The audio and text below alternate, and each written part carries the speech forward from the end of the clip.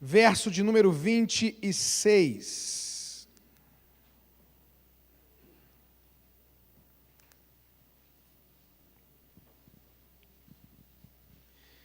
Efésios 4, 26. Aonde a Bíblia diz: irai-vos e não pequeis. Não se ponha o sol sobre a vossa ira, nem deis lugar ao diabo. Vou repetir: irai-vos e não pequeis. Não se ponha o sol sobre a vossa ira, nem deis lugar ao diabo. Eu quero falar hoje sobre o tema aprendendo a brigar. Eu dei esse tema bem chocante para que as pessoas se assustem mesmo, porque quando eu falo esse tema, normalmente eu ouço algumas coisas. Primeiro, pastor, eu não preciso dessa mensagem, porque lá em casa a gente já é bom de briga. Então, não precisa aprender a brigar, lá em casa a gente é profissional no assunto. Então, não, pastor, não quero aprender a brigar não, está doido, está repreendido. Mas, irmãos, na verdade eu quero falar sobre como resolver os conflitos dentro de casa. Porém, é importante a gente entender o seguinte: a maioria das pessoas no mundo inteiro, a maioria das pessoas não é muito boa para resolver conflitos. A gente não é muito bom para resolver os problemas que dizem respeito a relacionamento com pessoas, especialmente dentro da família. Porque quando é fora de casa, a gente ainda tem um nível de travamento, polidez, educação, medo, respeito, que é uma imposição cultural e social, mas quando a gente entra dentro de casa, que há mais liberdade, aí é que a dificuldade é grande. Como é comum, gente, encontrarmos pessoas que são pós-graduadas, doutoradas, profissionais sensacionais, engenheiros, médicos, advogados, gente da vendedor, do salão de beleza, gente que arrebenta no que faz, homens e mulheres de Deus, de oração, gente abençoada, que é péssima no relacionamento com os outros. É muito comum. Eu acho que você deve ter visto a história, a biografia de um dos homens mais geniais que já pisaram no planeta Terra, chamado Steve Jobs. Ele mudou a história do mundo com a capacidade dele de reinventar e inventar a internet e essas coisas que a gente usa hoje e é preso e viciado. O Steve Jobs era genial e era uma das pessoas de maior problema de relacionamento com pessoas. Ele se dava tão mal com a família, ele se dava tão mal com as pessoas que ele foi colocado para fora da empresa, porque ele era horrível de relacionamento. Você percebe que alguém pode ser muito inteligente, muito capaz, excelente naquilo que faz, e mesmo assim não ser bom de relacionamento. Agora, o conflito, a briga, isso vai ser normal e vai acontecer em todos os lugares, em toda empresa, em toda igreja, em toda família. As brigas acontecem, as dificuldades acontecem, os problemas vão acontecer. E a gente, às vezes, comete um erro. Exatamente o nosso erro é tentar viver sem briga. E isso não é possível. Tentar viver sem conflito, e isso não é possível. Eu quero, inclusive, afirmar para você que brigas e conflitos em relacionamentos é normal. Anormal é não ter briga. Toda vez que você ouvir alguém dizendo que pretende trazer uma ministração sobre aprendendo a não brigar, nem pare para ouvir, porque não existe. Como é que você pode imaginar que é possível, dentro de uma sociedade onde nós somos seres imperfeitos? Você conhece alguém perfeito?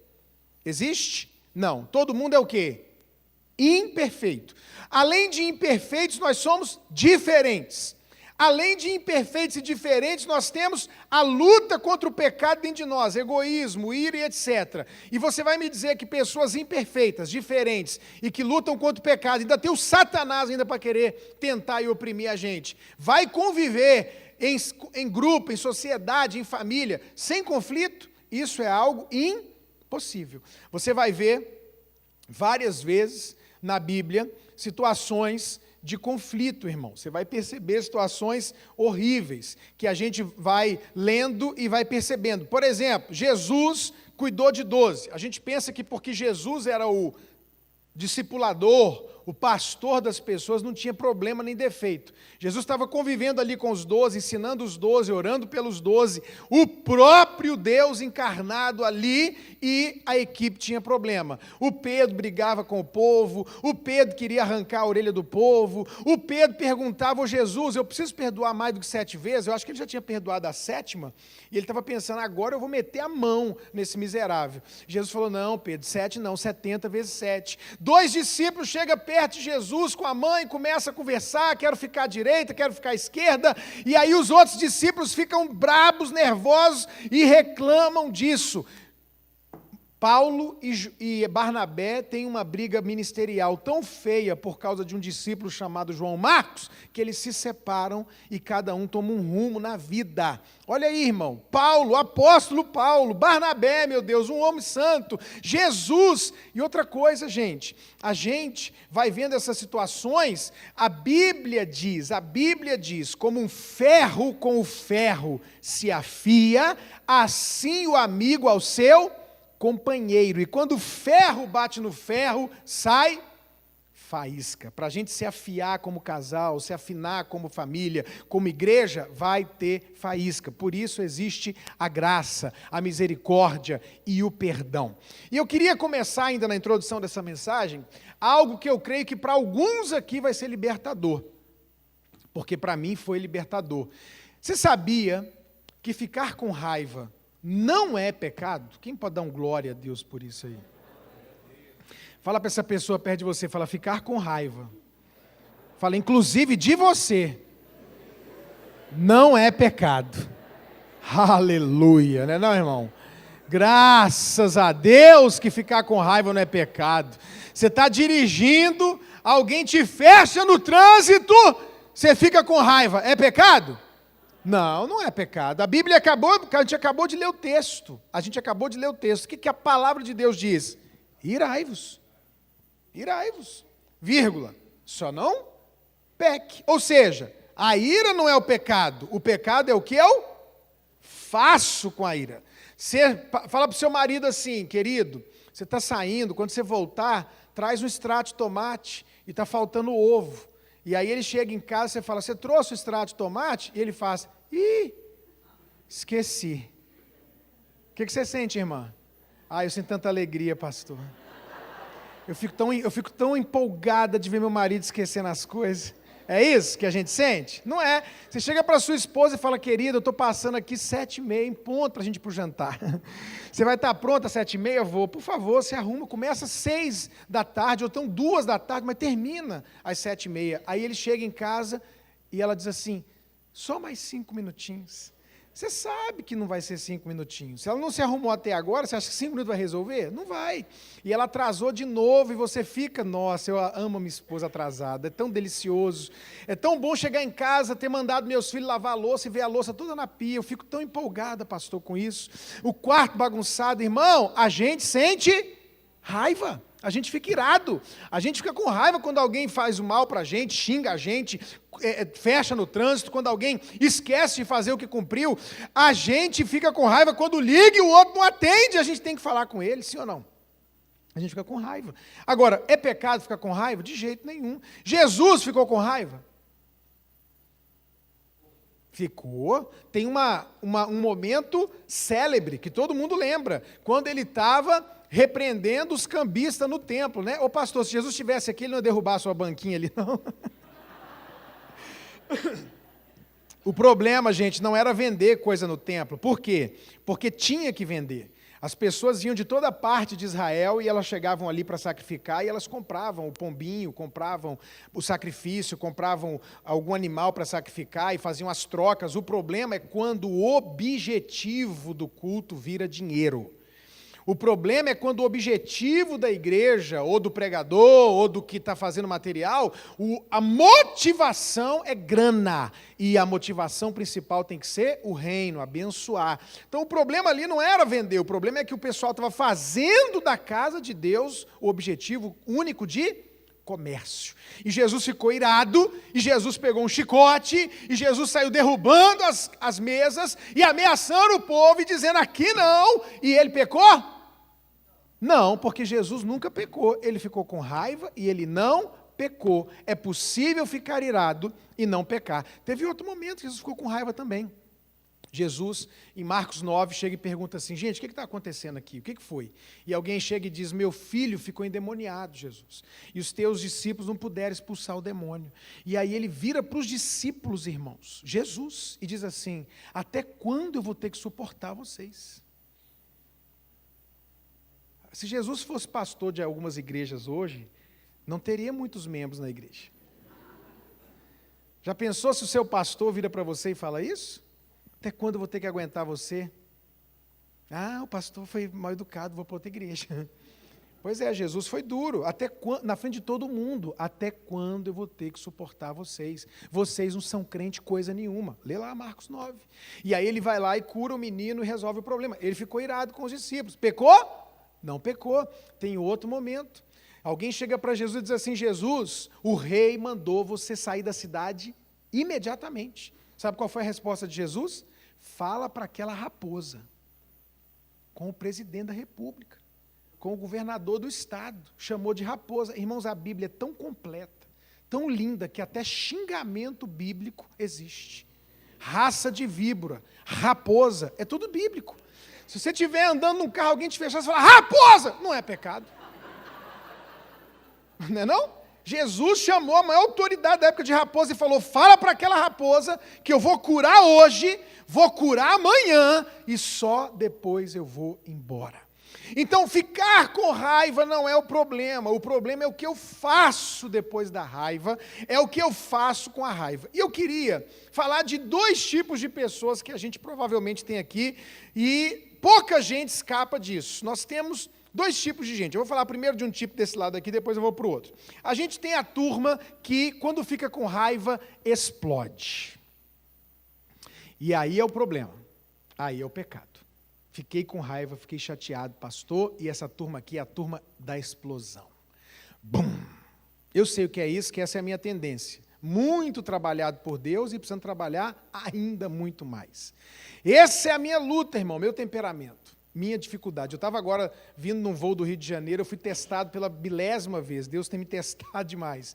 Uma pessoa me dando trabalho do lado, me dando trabalho, eu com a vontade de reclamar, de brigar, meu Deus, me segurando, eu tinha pregado 3 dias numa das maiores igrejas lá de Cuiabá, perdão, não era Rio não, era Cuiabá, e eu estava vindo aqui, eu me segurei, e o cara começou a ouvir coisa alta do meu lado, eu falei, se eu falar para ele, poxa amigo, você tem como colocar o fone, baixar, ele me acordou, eu estava dormindo, com coisa gritando no celular e rindo, gente sem noção, sem educação, e aí mas eu me controlei, eu sou de falar, né, mas aí eu falei, cara, depois esse cara me responde, acha ruim, aí vai virar uma confusão, eu não vou aguentar, então quer saber? Botei o fone, já acordei mesmo, louvado seja Deus, me assegurei. Isso é um milagre, viu, irmãos? Estou contando para vocês, se você não acredita em milagre, acredite, que acabei de te contar um milagre. E aí me segurei, e aí, pronto. Irmão, quando eu desci do avião, que a gente está indo lá pelo desembarque ali, saindo, duas senhoras que estavam sentadas na minha frente exatamente, uma na minha frente, a outra aqui, e elas ficaram conversando assim pelo corredor. Quando eu estou indo lá para fora, elas, pastor Ricardo, o senhor esteve na nossa igreja, foi maravilhoso, muito obrigado. Eu falei, meu Deus, esses crentes estão em todo lugar. Eu estava sendo observado o voo inteiro e eu não imaginava disso. Já pensou se eu arrumo uma confusão ali, irmão? Se eu brigo ali o testemunho? Então eu conheço essa turma que a tendência quando fica com raiva é, pum, explodir.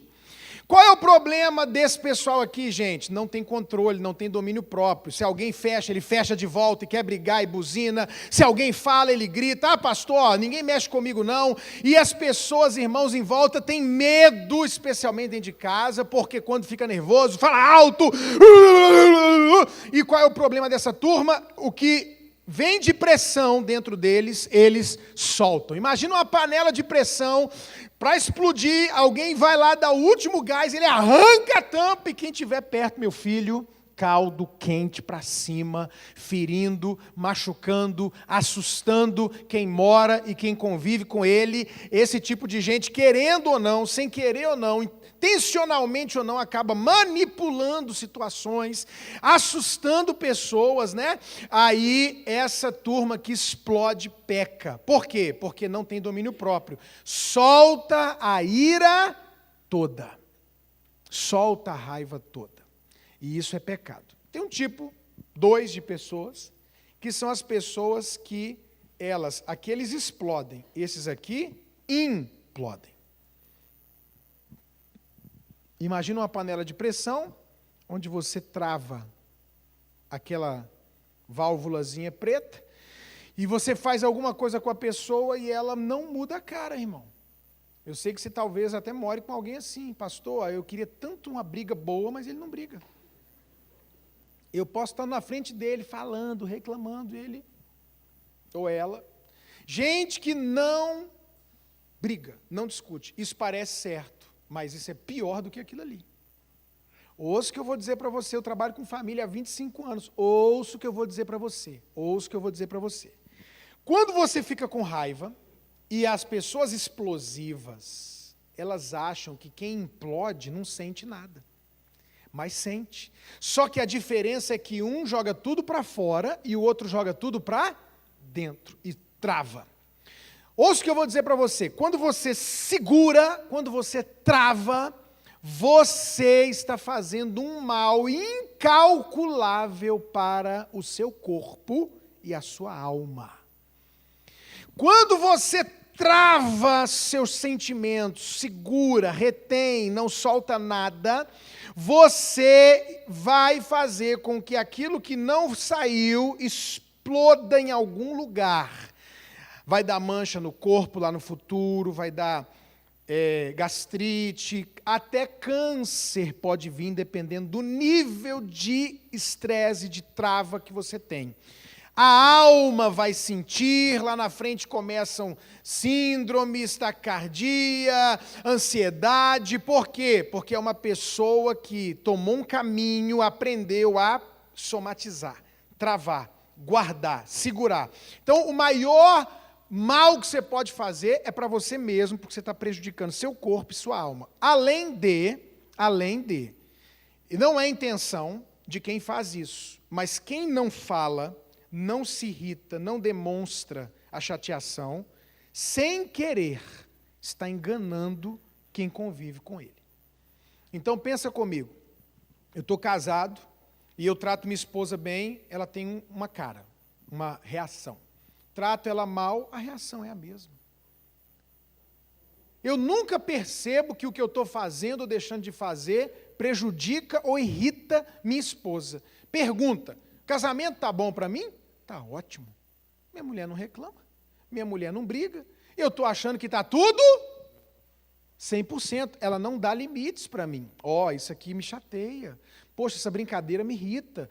Quando você fala assim, eu fico assim. Eu não sei disso. Ela não fala, ela não transmite. Ela só implode. Ela nunca explode. E eu penso que está tudo bem. E ela vai aguentando 1 ano, 2, 5, 10, 12, 15, e de repente, irmãos, o problema é que quem implode, um dia explode. E eu vou dizer uma coisa para vocês na minha experiência. Adultério, 10 casos de adultério, de traição, a gente recupera 6, 7. Casos de pessoas que implodem e um dia explodem, recupera 2, 3. Por quê? Porque quando a pessoa passou 15 anos guardando e ela explodiu a panela. Foi direto para a UTI. Ela já vem dizendo, quero separar, não aguento mais. Aí o marido, ou a esposa, ou o pastor, ou o filho, ou quem convive, fala, o que aconteceu de tão grave? O que foi feito? E aí você vai saber, não é nada grave. O problema é que a pessoa vinha guardando,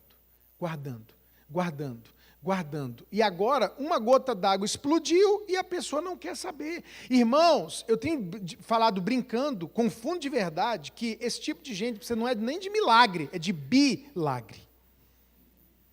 Porque a pessoa guardou tanto. Eu peguei um caso de um casal que o cara aguentou 25 anos implodindo. Ele aguentou demais. Tem gente que aguenta muitos anos. Mas quando ele chegou no meu gabinete, ele falou: pastor, sei seu pensamento sobre divórcio e novo casamento, sei o que o senhor prega, já ouvi, conheço e tal. Deixa eu te falar uma coisa, não tem conversa, eu vou separar. Porque o que aconteceu? Enchi o saco, não aguento mais. Só que estava todo mundo assustado. Por quê? Porque ele nunca tinha falado. O dia que falou, já estava na UTI. Então, pensa numa coisa que é pecado, pensa numa coisa que destrói relacionamento. Explodir, gritar, quebrar. Esse tipo de gente costuma terminar os dias sozinho. Não seja assim. Não fique se escondendo atrás do seu temperamento. Não seja escravo das suas emoções. O fim desse pessoal não é bonito.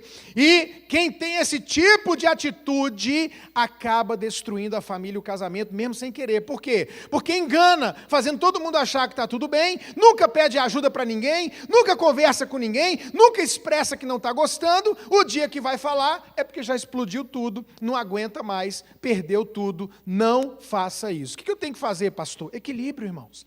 Pensa num lugar bom para você viver, é num lugar de equilíbrio. O lugar de equilíbrio é o seguinte: o que eu tenho que fazer quando eu fico com raiva? Solte um pouco da sua raiva e segure um pouco.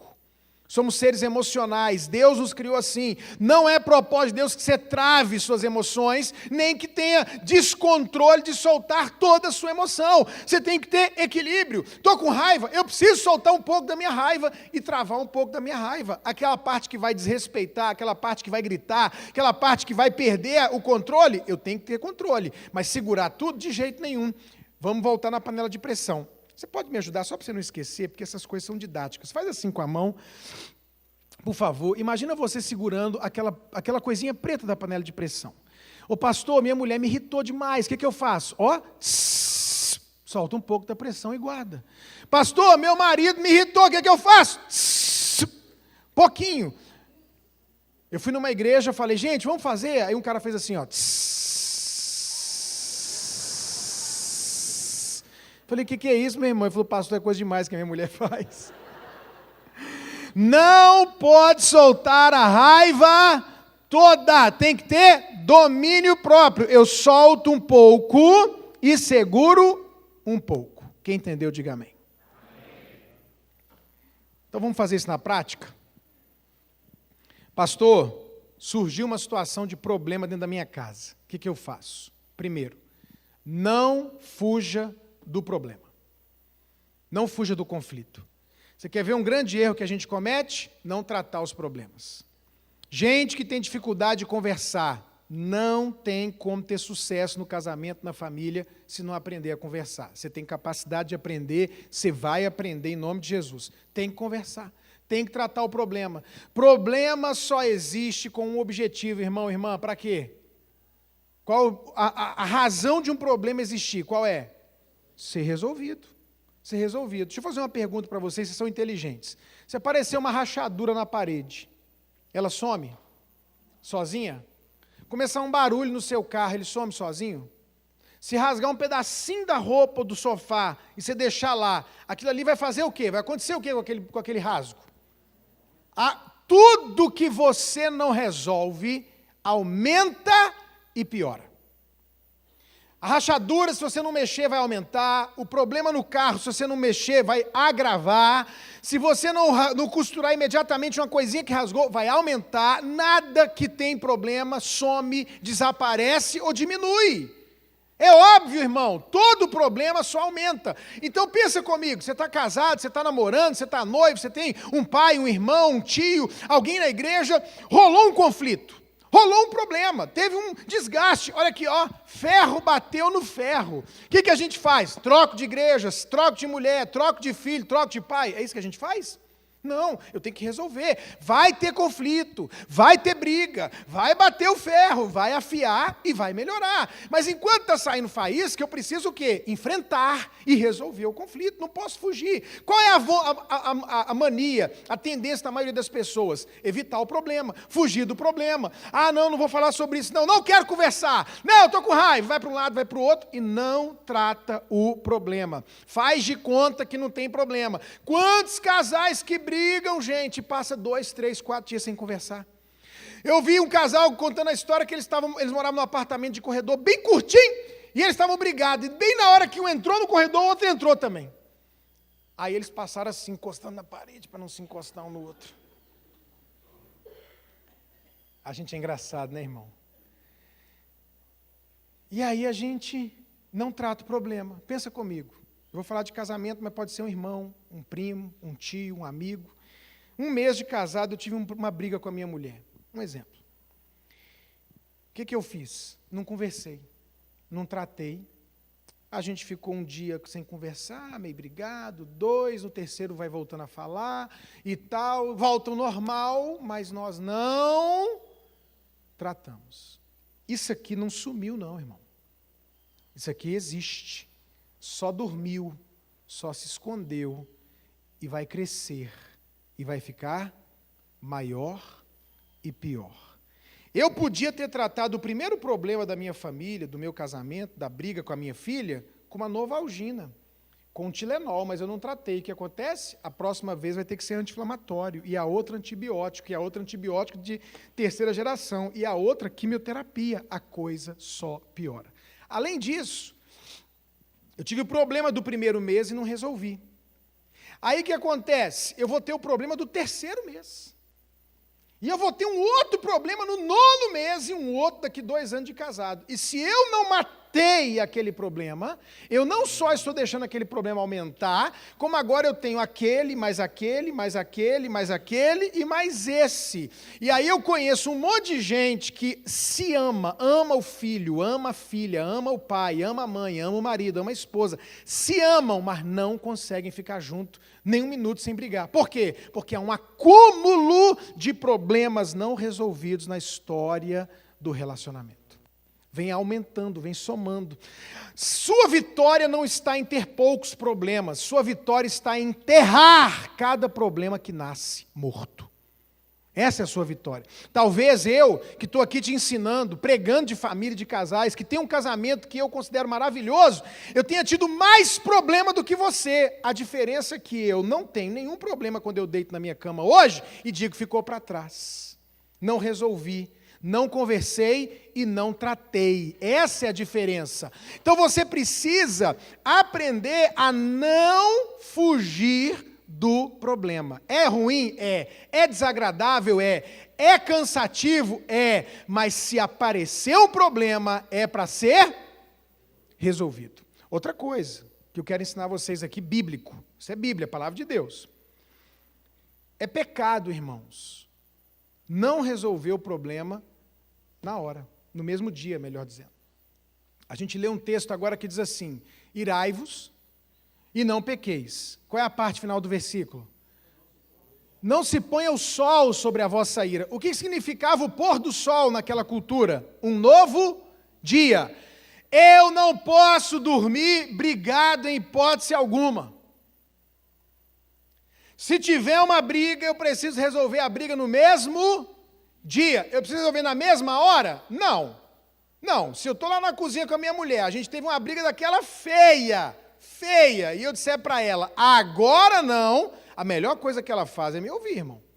Porque eu estou ali para explodir. Aí tem gente que não tem sabedoria. O cônjuge, que eu não sei quem é o brabo de vocês e da história, vira e fala, agora não, o outro, agora não, por quê, hein? Fala, vai, pode falar. Aí o outro dá-lhe um... Pô! Ai, grossa. Não, irmão, deixa eu te falar. Não pediu para não falar na hora, o que você faz? Se o seu cônjuge, filho, alguém que é nervoso, disse agora não, o que você faz? Vaza do ambiente, some de perto, antes que o negócio estoure. Agora, quem pediu para não ser agora, tem que saber que não pode ser a hora que você quer. A Bíblia diz, não durma sem resolver o problema. O limite de tempo que você tem para resolver esse problema é antes de dormir. Então, qualquer pessoa que aprendeu, eu não sei aonde você aprendeu isso, com quem você aprendeu isso, não resolver problema no mesmo dia, achar que resolve problema dando gelo, secando o outro, passando 2, 3, 4, 5, 6, vou dar um gelo nele, vou dar um gelo nela, vou ficar sem falar, não vai conversar. Isso é antibíblico e nunca foi produtivo, nunca resolveu o problema. Não durma sem resolver o problema. Tem que ser na hora? Não, mas tem que ser no mesmo dia. Não durma com lixo emocional. Quem entendeu, diga amém. Então diga comigo, não fugir do conflito. Resolva o problema. Segunda e penúltima coisa. Vai resolver um problema de briga com quem quer que seja, na faculdade, na empresa, na igreja, em casa, estabeleça limite. Não é porque você está chateado que você pode falar o que você quiser. Não é que você está chateado que vale tudo. Não é isso porque você está chateado, nervoso, que você vai falar e brigar e gritar e xingar, foi na hora da raiva, é assim mesmo. Não. Tem que ter limite, tem que manter o respeito e tem que tomar cuidado com o que fala, irmão. Porque as nossas palavras, a Bíblia diz, geram vida ou morte. O que eu falo na minha casa gera vida ou morte. Eu quero ensinar uma coisa para as mulheres aqui e para os homens, importante. Filhas, esposas e mães que estão me ouvindo aqui, homens, acreditem no que eu vou dizer para vocês. Imagina uma briga de um casal. Eu vou usar um casal, mas pode ser um irmão com a irmã, pode ser o pai com a filha. Mas imagina a briga de um casal, daquelas que o cara saiu de casa batendo a porta, cantando pneu no carro de tanta raiva. E a mulher ficou em casa indignada, chorando ou de tristeza ou de raiva. Esse nível de briga. Irmã, mulher, deixa eu te contar uma coisa sobre homem. 5 minutos depois da briga, ele esqueceu. Acredite em mim. Sabe o que vai acontecer com o homem? Ele vai entrar no carro, brabo, sair andando e tal. Daqui a pouco o telefone dele vai tocar, é alguma coisa do trabalho, ele vai ligar a rádio, vai ouvir sobre futebol. Sumiu. Sabe por quê? Porque a nossa cabeça funciona diferente. A nossa mente é diferente. Existe um médico americano, e vários pastores de família já ensinaram sobre isso, eu não vou demorar, mas eu quero te lembrar, existe um médico americano explicou como é que funciona a mente do homem e da mulher, e a mente do homem é como uma cômoda, com várias gavetas, e a mulher, uma única gaveta. Então, o homem, quando ele está brigando, ele está com a gaveta esposa aberta. A mente é assim, toda compartimentada, as gavetas organizadas, uma não encosta na outra. O homem não tem a capacidade de abrir 2 gavetas ao mesmo tempo. A gente não consegue. A gente é limitado nisso. Então, a gente abre a gaveta esposa, brigou, está no carro dirigindo. Alguém ligou do trabalho, a gente fecha a gaveta esposa, abre o trabalho. Sumiu. E a mulher? A mulher é uma gaveta só, irmão. A mulher está em casa. Passou meia hora, ela está pensando, por que ele falou daquele jeito? Passou 20 minutos ela pensando, eu devia ter falado isso. Passou uma hora ela está pensando, ele não me ama. Passou 50 minutos, alguém ligou, aí falou, e aí como é que você está? Você não acredita o que aconteceu aqui em casa hoje. E ela vai ficar pensando naquilo, remoendo aquilo, sentindo aquilo, revivendo aquilo, e ela vai ficar se preparando, querida, para o segundo round. Ela está esperando você chegar para o segundo round. Pensa numa mulher se armando. Pensa numa mulher colocando escopeta, granada, bazuca, e ela está te esperando, você vai chegar, e quando você chegar, o pau vai quebrar de novo, porque agora eu pensei sobre aquilo e tal, e o cara passou o dia, conversa com um, resolve outro problema, atende, né, a gente pastor, eu vou estar conversando com um irmão, pensando que eu vivi em casa, é ruim, hein? Tal, contando piada, rindo, falando do time de futebol, resolvendo problema no trabalho, e a mulher está pensando, ele está lá também pensando, ela acha que a gente está igual, morrendo, sofrendo, revivendo, chorando, pensando em ligar para ela, nem lembra, está vivendo, aí como é que o homem é? Chegou em casa, meteu a mão na maçaneta, olhou a esposa, abre a gaveta, mulher, e o rosto volta, aquela ira de quando ele saiu, mas olha o que aconteceu nesse intervalo. Ele nem lembrava. E aí a mulher começa a briga de novo e tal. Acontece até dele chegar e não lembrar. Acontece. Ele, oi amor, tudo bem? Como é que você está? Dá um beijo, tem janta. Ela fica olhando. E diz assim, cínico. Fingindo que nada aconteceu. Não é, ele não lembra. O homem não consegue falar. Você já viu a dificuldade de comunicação entre uma mulher? A gente senta para conversar com uma mulher, irmão, ela começa a falar da mãe dela, e a gente abre a gaveta sogra, passa um segundo, ela começa a falar da igreja, aí a gente fecha a sogra, abre a igreja, aí ela volta no irmão dela, a gente fecha, abre irmão. Tem uma hora que a gente para e fica assim, ó.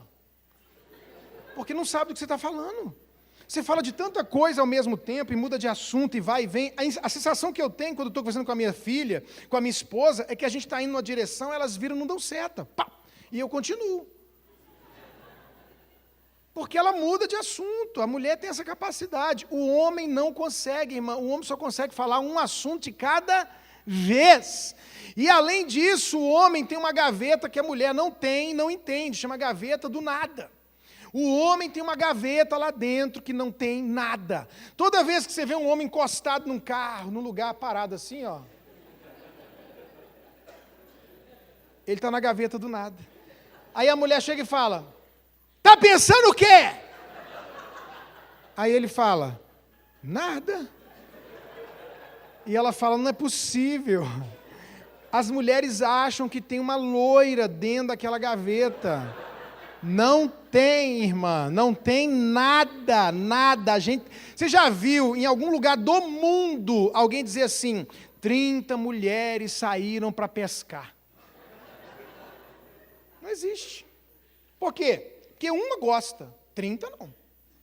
Aí 30 se reuniram para pescar, jogou o anzol, deu 2 minutos, vamos falar. Agora vê um homem, irmã, sai 30 homens para pescar, os caras entram no rio, jogam o anzol e ó.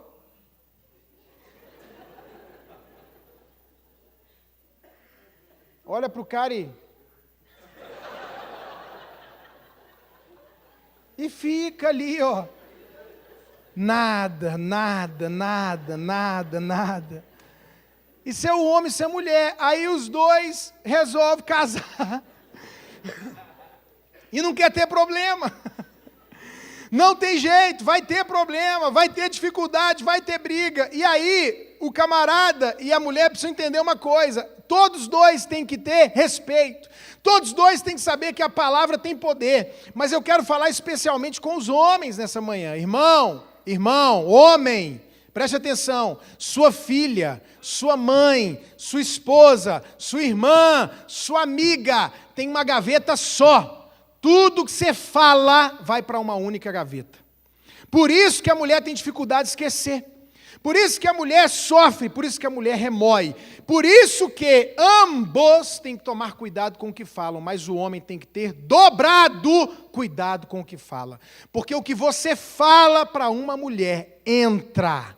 O que você fala para uma mulher, ela tem dificuldade de esquecer. O que você fala para uma mulher, ela tem dificuldade de não ressentir. Nós temos que tomar muito cuidado com o que é falado em casa, especialmente quando se trata de uma mulher. Porque as palavras que liberamos um para o outro podem causar feridas que duram anos, especialmente nas mulheres. Então eu tenho que tomar cuidado. Eu tenho que saber com quem eu estou conversando. É minha filha, é minha mulher, é minha esposa, é minha mãe, é uma amiga, ou é um homem um pouco mais sensível, não estou falando nada de homossexualismo, de sentimento, de emoção. Você tem que tomar cuidado com as suas palavras. Lembre-se, o que você está falando está gerando. A pergunta que você tem que fazer é essa: vida ou morte? Cuidado com o que você fala. Então estabeleça limites. Vou tratar um problema? Vou. Eu não vou fugir, eu vou enfrentar, eu vou resolver, eu vou mudar meu comportamento. Agora, na hora de falar, eu preciso ter limite, ter jeito de falar. Terceira e última coisa, e para mim o segredo dos segredos. Quando você for tratar um problema com alguém, querido, para mim o maior segredo, esse aqui foi a minha revelação. Não fale de nada. Fale de quê? De você. Fale dos seus sentimentos. Fala isso para alguém para ele não esquecer. Fale dos seus sentimentos.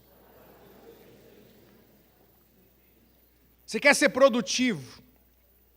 Na hora que você vai ter um conflito com alguém, que você precisa tratar um problema com seu filho, filha, alguém, quer ser produtivo, quer resolver o problema, quero.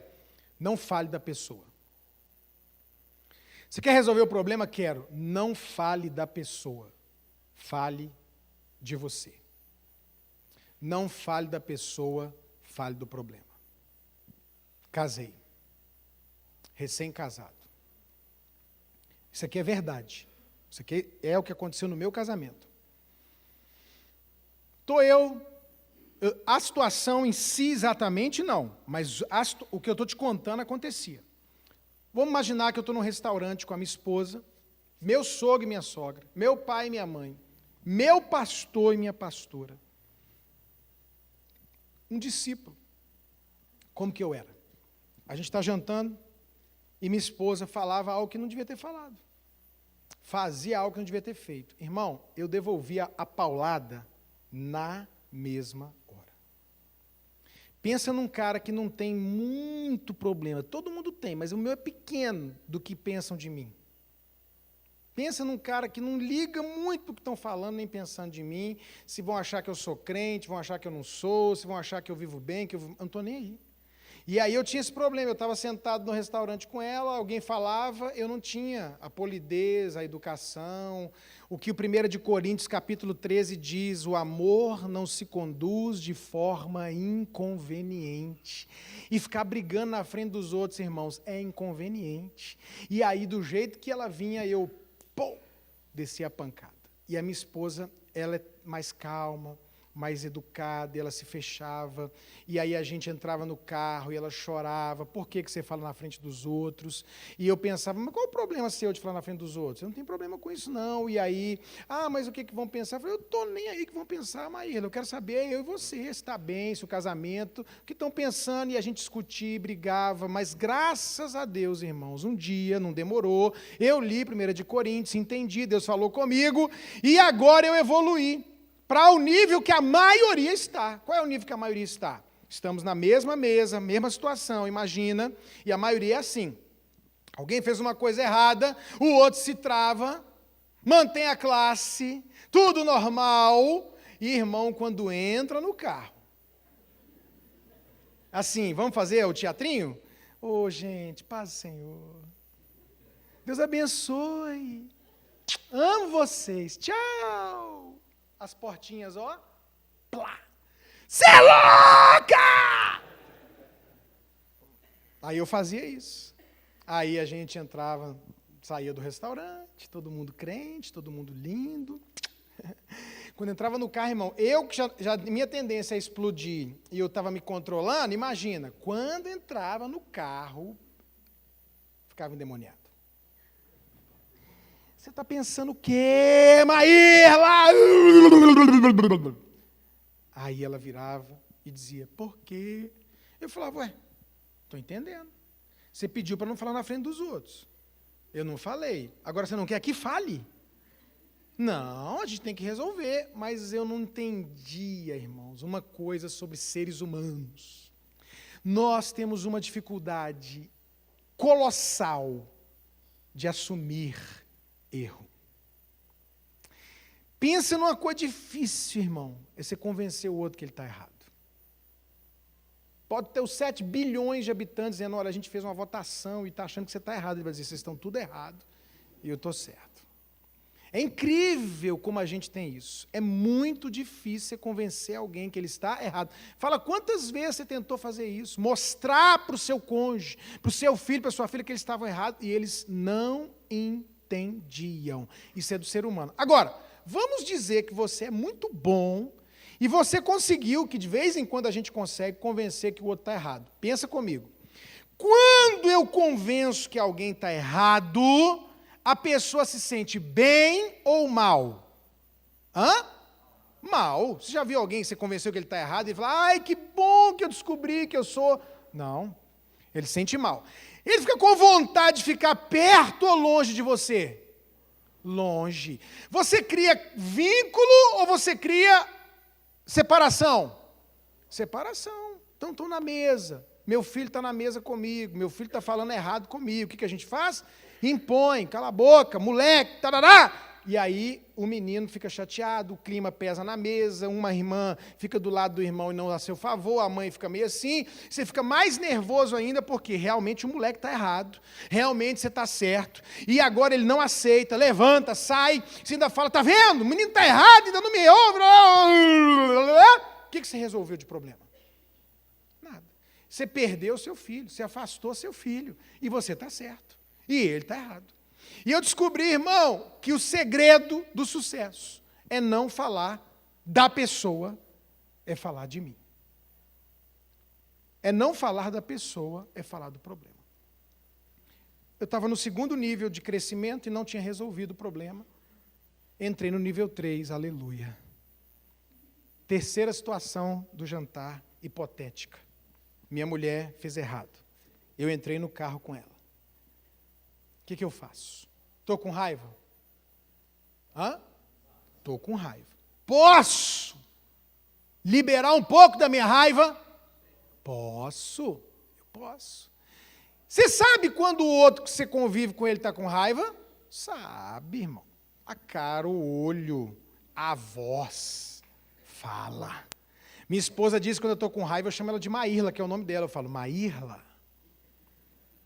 Eu não falo amor, chuchu, querida. Eu falo, Maírla. Ela já sabe. Eu sei que vocês são criados aqui, irmão, essa turma mais antiga aqui. Eu fui desse jeito. Eu fui criado, minha mãe olhando para mim.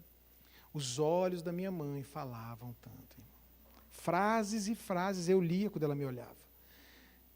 Eu estava correndo, ela fazia assim para mim, ó, e eu lia, se você continuar, você vai apanhar. Não precisava ela falar.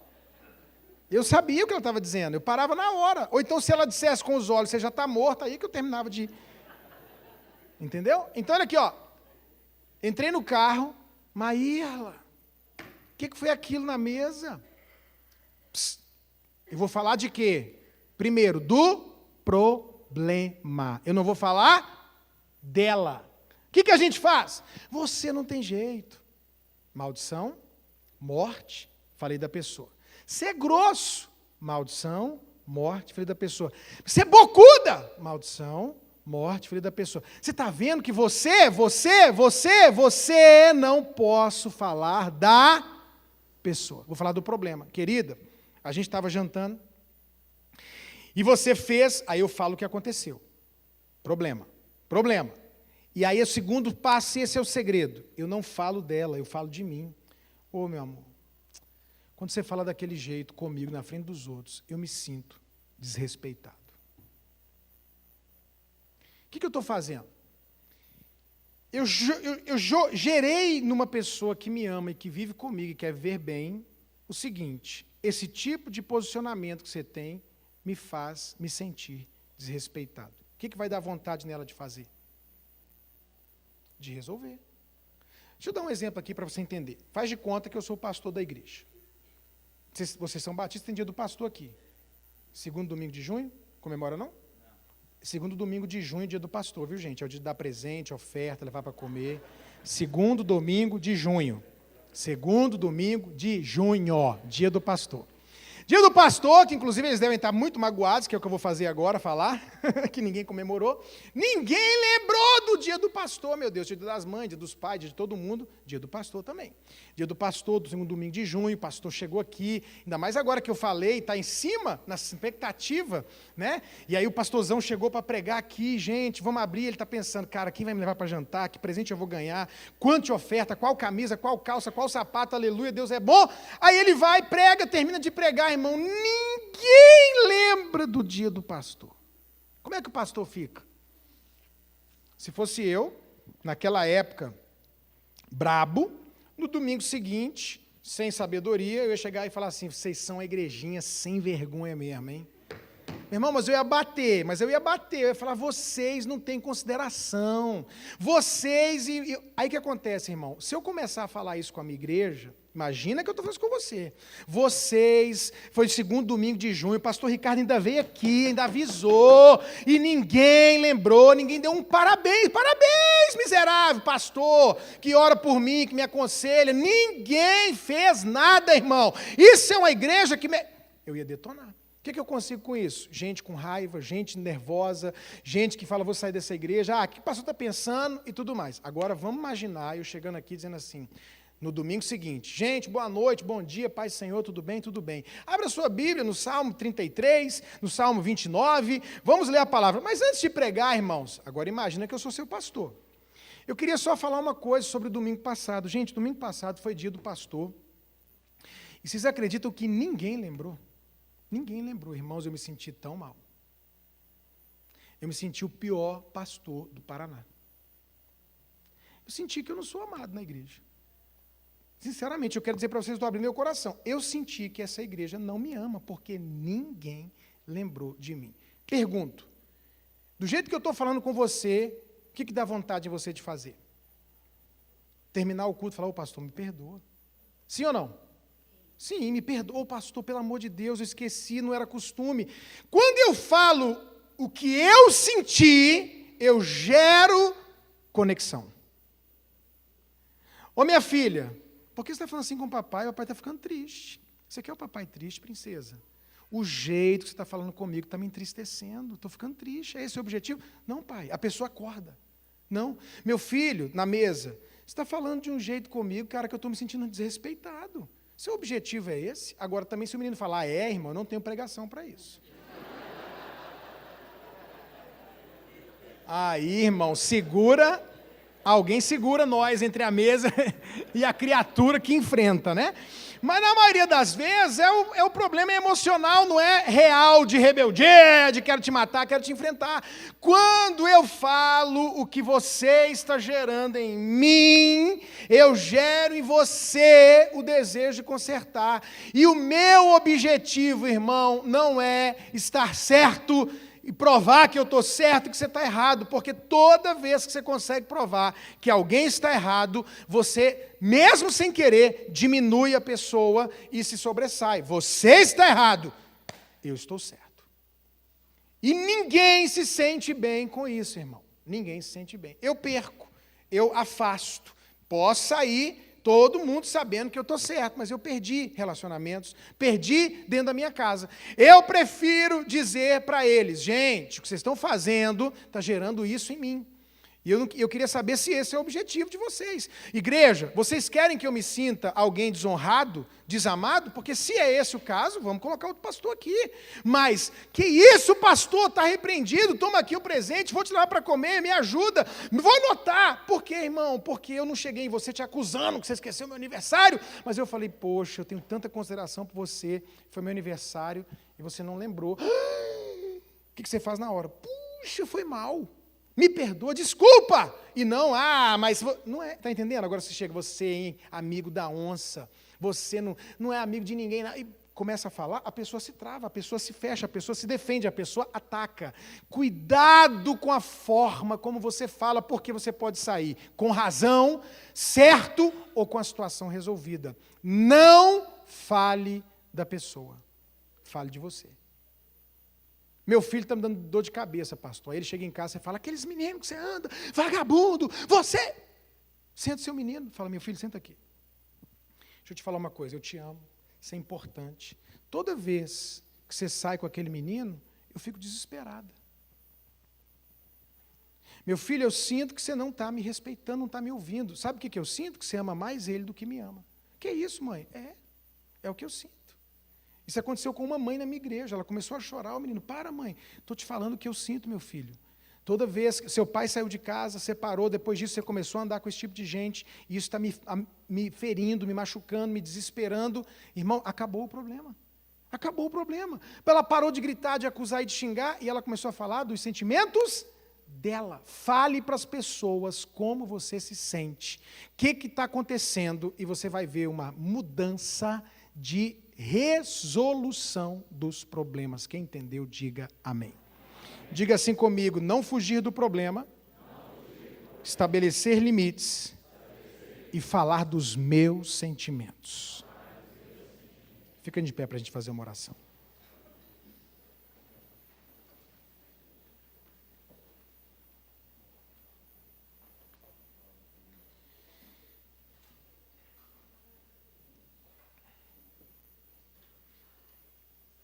Querido, querida, qual parte dessa palavra tem a ver com você? Quem é você aqui? O que explode ou o que implode? Você é daquele que tem guardado? Você é daquele que grita? Olha, filho aguenta, até a esposa aguenta, genro não aguenta, nora não aguenta, pessoas não aguentam. Você vai afastar as pessoas de você. Tenha domínio próprio. Estabeleça limites. Tem problema? Trata o problema. Trata o problema. O pastor, tem alguém no louvor dando problema? Arranca. Sabe por quê? Porque se você fingir que não está acontecendo nada, ele vai contaminar outro, e o problema só aumenta, daqui a pouco uma banda inteira se perde. Eu vi esses dias uma postagem do pastor Hernani Santos, não sei se vocês conhecem, que ele colocou assim, se rebeldia se tratasse com conversa, Deus tinha chamado Satanás para um bate-papo. Deus não chamou o diabo para conversar, Deus colocou o diabo para fora. Ah, mas é o único baterista que eu tenho na minha igreja, pastor. Eu já passei por isso. É o único. Eu falei, não, mas se eu deixar, vai... Comportamento permitido é comportamento repetido. Não, senhor. Irmão, aqui é assim. Serve para você? Se não serve, procura a tua turma. Pronto, acabou. Problema só existe para ser resolvido. Tem que falar. Não existe casamento, família, se não conversar, irmão. Você quer ver o que no seriado a vida inteira, dentro de casa a vida inteira, vendo filme a vida inteira, em reunião social a vida inteira, você casou, você tem mulher, você tem filhos, você tem família, tem compromisso, tem responsabilidade, dá trabalho. Então, qual é a parte dessa palavra que você não tem que estar pensando em quem está do seu lado. Você vai tomar uma atitude hoje para mudar. Não falar da pessoa, falar de você, não fugir do conflito, não dormir sem resolver problema. Qual parte? Agora é a hora de você falar com Deus sobre isso. Feche seus olhos. E você vai oferecer uma resposta para Deus, em cima do que você ouviu hoje. Deus, meu desafio, o Senhor sabe, é esse aqui, ó. Eu sou travado para falar, eu sou dessa de implodir, Deus, meu problema é que eu sou nervoso demais, a vida inteira, me ajuda, Espírito Santo, eu preciso de ajuda. Você vai pedir agora a Deus, você vai falar com Deus. Só o Senhor pode nos ajudar, só o Senhor pode nos mudar, e a gente tem que se expor e se abrir para Ele fazer a obra, o milagre, tocar a nossa vida. Então ofereça agora uma resposta para Ele, ofereça, fale para Ele. Eu quero te dar 1 minuto para você orar e depois eu vou orar por você.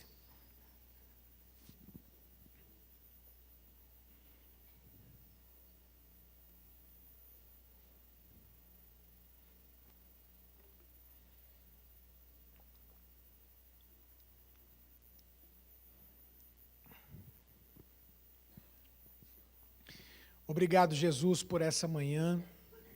Obrigado por cada família aqui representada. Obrigado pela Tua palavra, que é viva, eficaz, reveladora, transformadora.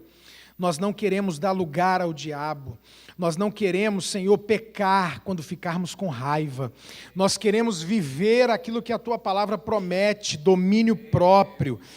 Queremos viver o que a Tua palavra promete, vida abundante, famílias abençoadas, famílias que não são perfeitas, mas estruturadas, equilibradas, felizes, e nós queremos ser os agentes, queremos ser os instrumentos responsáveis para gerar esse ambiente em casa, esse ambiente no casamento, esse ambiente com os filhos.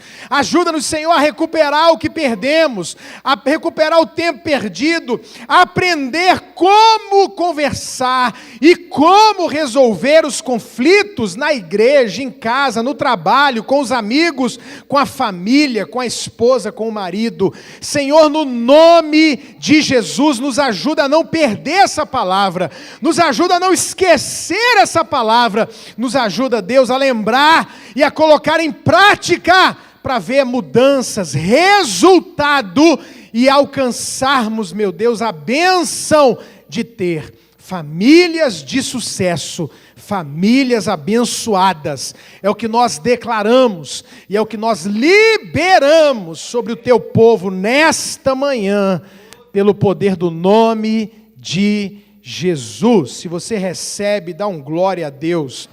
Você pode aplaudir ao Senhor Jesus. Ele é bom e Ele é maravilhoso. Olha para mim. É fácil mudar? Não, irmão, não é não. Mas é possível. Alguém já mudou? No mundo, alguém mudou? Então você pode mudar também.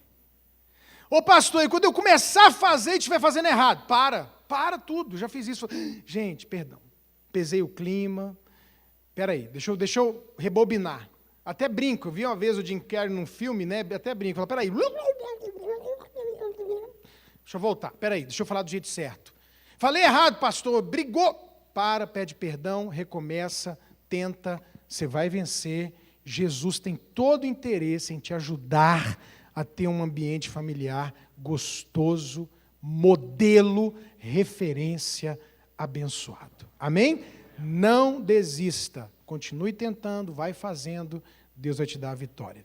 Deus abençoe sua vida, Deus abençoe sua família. Foi muito bom estar com vocês, obrigado pelo carinho, pela recepção. Vou estar lá fora com o material para servir vocês. E lembre-se, Ele tem para você uma família de sucesso. Amém?